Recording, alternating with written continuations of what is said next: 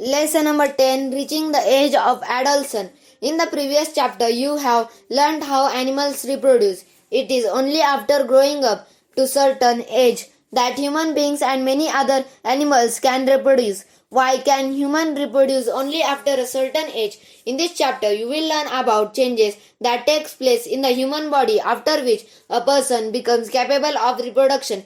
In chapter 9, you have learned about human reproductive organs. Here we shall discuss the role that hormones play in bringing about changes that makes a child grow into an adult.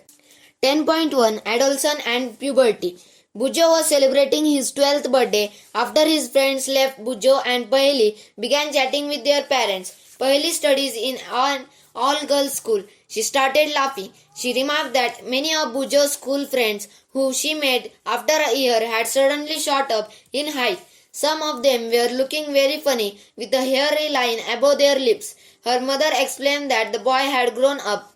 Growth begins from the day one is born, but upon crossing the age of 10 or 11, there is a sudden spurt in growing which becomes noticeable. The changes that taking place in the body are part of growing up. They indicate that you are no longer a children but are on the way to become an adult. Growing up is a natural process, the period of life when the body undergoes changes leading to reproductive maturity is called adolescence. Adolescence begins around the age of 11 and lasts up to 18 or 19 years of age. Since this period covers the teens, adolescents are also called teenagers. In girls, adolescence may begin a year or two earlier than in boys. Also, the period of adolescence varies from person to person. The human body undergoes several changes during the adolescence. These changes marks the onset of puberty. The most important changes which marks puberty is that boy and girl become capable of reproduction. Puberty ends when an adolescent reach reproductive maturity. 10.2 Changes at puberty. Increase in height. The most conspicuous changes during puberty is the sudden increase in height. At this time, the long bones, that is, the bones of the arms and the legs, elongate and make a person tall. Activity 10.1. The following charts gives the average rate of growth in height, boys and girls with age. The figures in column 2 and 3 gives the percentage of the height a person has reached at the age given in column 1. For example, by the age 11, a boy has reached 81% of his probable full height, while a girl has reaches 88% of her full height.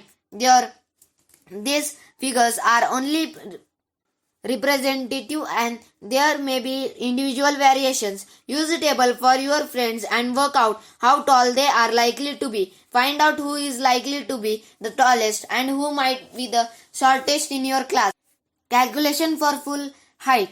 Percentage height upon percentage of full height at this age into 100. Example, a boy is 9 years old and 120 cm tall. At the end of the growth period, he is likely to be 120 upon 75 into 100 cm is equal to 160 cm tall. Activity 10.2. Use the data given in table activity 10.1 to draw a graph. Take age on the x-axis and percent growth in height on the y-axis. Highlight the point represents your age on the graphic. Find out the percentage of height you have already reached. As you calculate the height you might eventually reach. Tall your graphic with the one given here. Initially, girls grow faster than boys, but by about 18 years of age, both reach their maximum height. The rate of growth in height varies in different individuals. Some may grow suddenly at puberty and then slow down, while others may grow gradually. There is no need for Paheli to worry. All parts of the body do not grow at the same rate. Sometimes the arms and legs or hands and feet of adolescents look oversized and out of proportion with the body, but soon the other parts catch up and result in a proportionate body. You must have noticed that height of an individual is more or less similar to that of some family member. This is because height depends on the genes inherited from parents. It is, however, very important to eat the right kind of food during these growing years. This helps the bones, muscles, and other parts of the body get adequate nourishment for growth. You will find nutritional needs of adolescents discussed later in the lesson. Change in body shape. Have you noticed that boys in your class have broader shoulders and wider chests than boys in junior class? This is because they have entered the age of puberty when shoulders and generally broaden as a result of growth. In girls, the region below the waist become wider. In boys, the muscles of the body grows more prominently than in girls. The changes occurring in adolescents, boys and girls are different. Voice change. Did you notice that sometimes the voice of some boys in your class cracks? At puberty, the voice box or the larynx begins to grow. Boys develop larger voice boxes. The growing voice box in boys can be seen as a protruding part of the throat called Adam's apple. In girls, the larynx is hardly visible from the outer side because of its small size. Generally, girls have a high-pitched voice, whereas boys have a deep voice. In adolescents, boys, sometimes the muscles of the growing voice box go out of control and the voice becomes hoarse. This stage may remain for a few days or weeks, after which the voice becomes normal. Increased activity of sweat and sebaceous gland. During puberty, the secretion of sweat glands and sebaceous glands increases. Many young people get acne and pimples on the face at this time because of the increased activity of these glands in the skin. Development of sex organs. Look up Fig 9.1 and 9.3 of the previous lesson, which show sex organs of humans. At puberty, male sex organs like the testes and penis develop completely. The testes also begin to produce gametes, sperms. In girls, the ovaries and large and eggs begin to mature. Also, ovaries start releasing mature eggs. Reaching mental, intellectual and emotional maturity. Adolescence is also a period of change in a person's way of thinking. Adolescents are more independent than before and are also self-conscious. Intellectual development takes place and they tend to spend considerable time thinking. In fact, it is often the time, the one's life when the brain has the greatest capacity for learning something. However, an adolescent may feel insecure while trying to adjust to an adolescent learners. You should know that there is no reason to feel insecure. These changes are a natural part of growing up.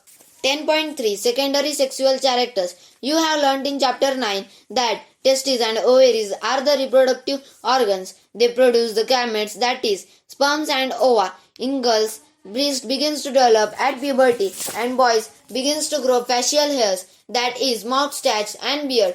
As these features helps to distinguish the male from the female, these are called secondary sexual characters. Boys also develop hair on their chest. In both girls and boys, the hairs grow under the arms and in the region above the thighs or the pubic region. The changes which occur at adolescence are controlled by hormones. Hormones are chemical substances. These are secretion from endocrine gland or endocrine system. The male hormone or testosterone begin to be released by the testes at the onset of puberty. This causes changes in boys about which you have just learned. For example, the growth of facial hairs. Once puberty is reached in girls, ovaries begin to produce the female hormone or estrogen, which makes the breast develop. Milk secreting glands or mammary glands develop inside the breast. The production of these hormones is under the control of another hormone secreted from an endocrine gland called pituitary gland. 10.4 Role of hormones in initiating reproductive function. Endocrine glands releases hormones into the bloodstream to reach a particular body part called target site. The target site reproduces to the hormone. There are many endocrine glands or ductless glands in the body. The testes and ovaries secrete sex hormones. You have just learned that these hormones are responsible for the male and female secondary sexual characters. Further, the sex hormones are under the control of hormones from the pituitary. The pituitary secretes many hormones, one of which makes ova mature in the ovaries and sperm form in the testes. 10.5 Reproductive phase of life in humans. Adolescents become capable of reproduction when their testes and ovaries begin to produce gametes. The capacity for maturation and production of gametes lasts for a much longer time in males than in females. In females, the reproductive phase of the life begins at puberty and generally lasts till the age of approximately 45 to 50 years. The ova begin to mature with the onset of puberty. One ovum matures and is released by one of the ovaries once in about 28 to 30 days. During this period, the wall of the uterus becomes thick so as to receive the egg. In case it is fertilized and begins to develop, this results in pregnancy. If fertilization does not occur, the released egg and the thickened lining of the uterus along with its blood vessels are shed off. This causes bleeding in women, which is called menstruation. Menstruation occurs once in about 28 to 30 days. The first menstrual flow begins at puberty and is termed menarche. At 45 to 50 years of age, the menstrual cycle stops. Stoppage of menstruation is termed menopause. Initially, menstrual cycle may be irregular. It takes some time to become regular. Menstrual cycle is controlled by hormones. The cycle includes the maturation of the egg. It releases thickening of uterine wall and its breakdown if pregnancy does not occur. In case the egg is fertilized, it begins to divide and then get embedded in the uterus for further development, as you have learnt in chapter 9. 10.6. How is the sex of the baby determined? Boy or girl? Inside a fertilized egg or zygote is the instruction for determining the sex of the baby. This instruction is present in the thread-like structures called chromosomes in the fertilized egg. Recall from chapter 8 that chromosomes are present inside the nucleus of every cell. All human beings have 23 pairs of chromosomes in nuclei of these cells. 2 chromosomes out of these are the sex chromosomes named X and Y. A female has 2 X chromosomes while a male has one X and one Y chromosomes. The gametes have only one set of chromosomes. The unfertilized egg always has one X chromosome. But sperms are of 2 kinds. One kind has an X chromosome and the other kind has a Y chromosome. See Fig 10.4. When a sperm containing X chromosome fertilizes the egg, the zygote will have 2 X chromosomes and develop into a female child.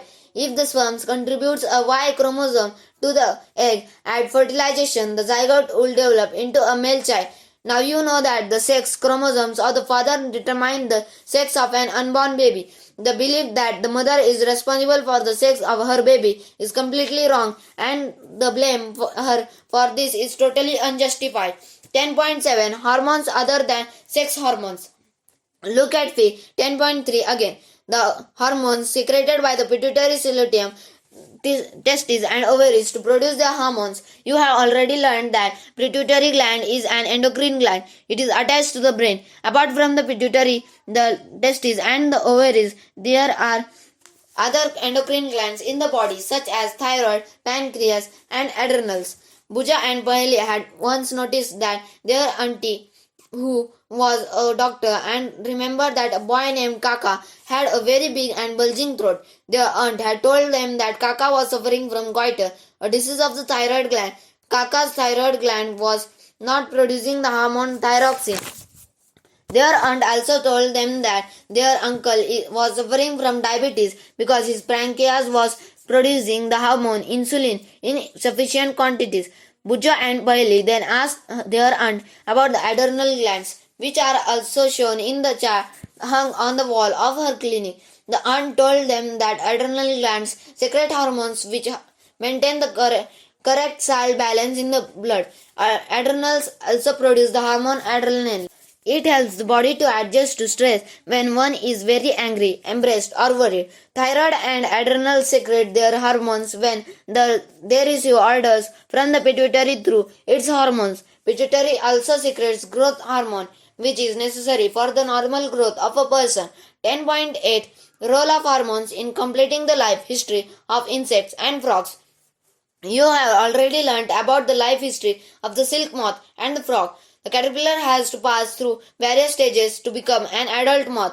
Recall from class 7 the stages and life history of the silk moth. Similarly, the tadpole passes through certain stages to become a frog. This change from larva to adult is called metamorphosis. Metamorphosis in insect is controlled by insect hormones. In a frog, it is controlled by thyroxine, the hormone produced by thyroid. Thyroxine production requires the presence of iodine in water. If the water in which the tadpoles are growing does not contain sufficient iodine, the tadpoles cannot become adults. Activity 10.3. collect information from magazines or from doctors, and prepare a note on the importance of consuming iodized salt. You can also look for this information on the internet. 10.9 Reproductive health. The physical and mental well-being of an individual is regarded as an individual's health. To keep the body healthy, every human being at any age